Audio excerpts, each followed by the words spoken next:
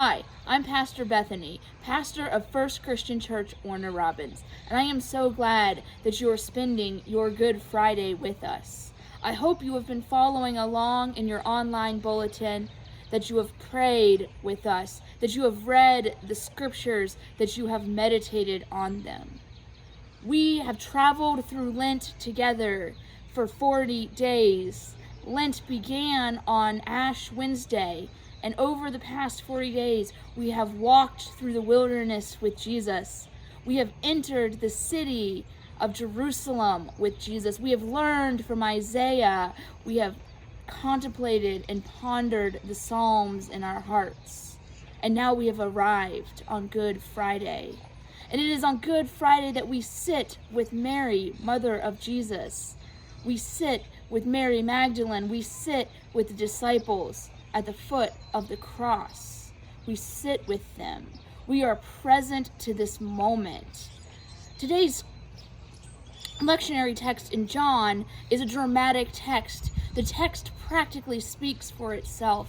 It tells a story. It tells a story of love, of grace, of mercy. It tells a story that is often hard to hear, but it is the story that sets us all free. So the drama of the text begins in a garden. Jesus is there. He is praying. He is with Peter, and then, before you know it, the scene explodes with drama. Arrive with Judas. Peter, in one moment, is defending Jesus, cutting off a guard's ear. And the very next moment, he denies Jesus, not once, not twice, but 3 times. And Jesus is arrested, and he is hauled away for a trial that we know from the beginning was never meant to be a trial of fairness, was never meant to be a trial of innocent or guilt. This trial was already predetermined for Jesus' death. So Pilate is trying to help Jesus in the best way he knows. He says, "Let me help you." But Pilate's scared too, because Pilate bends to the crowd. Pilate hears the people crying, "Crucify him, crucify him." And Pilate feels that he has no choice but to listen. He says, "You are the king of the Jews. Do something, save yourself." But Jesus says that is not his destiny. And so, before we know it, there is Jesus hanging on a cross like a criminal. He is hanging on the cross, an innocent man set to his own death. And Mary is there, and the disciples are there, and they watch as Jesus says, "I am thirsty." And then Jesus says, as he breathes his final breath, "It is finished." Then they take the body, and the text ends by saying that Jesus was laid in a tomb. I wonder what the disciples are feeling. I just wonder what Mary is feeling. Every Good Friday, I always sit with the disciples and I think, what must they have been thinking? This man that many of them had given up everything to follow had just died. Her own son, the son that she knew was going to be the Messiah, is now laying in a tomb.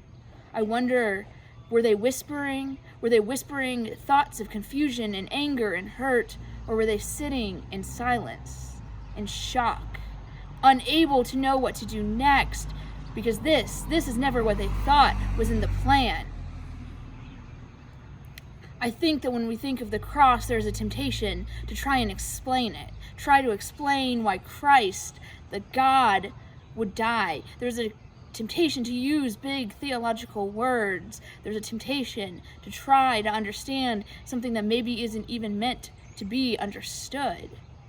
But what I think we should do on this Good Friday is I think we should sit in this moment. We should feel the weight that the disciples and that Mary and Mary Magdalene must have felt.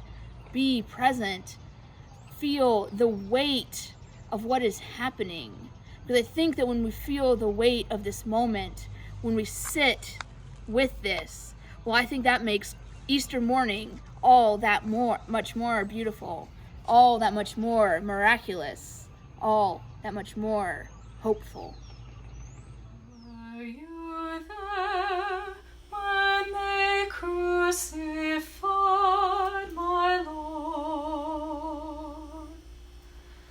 Were you there when they crucified my Lord?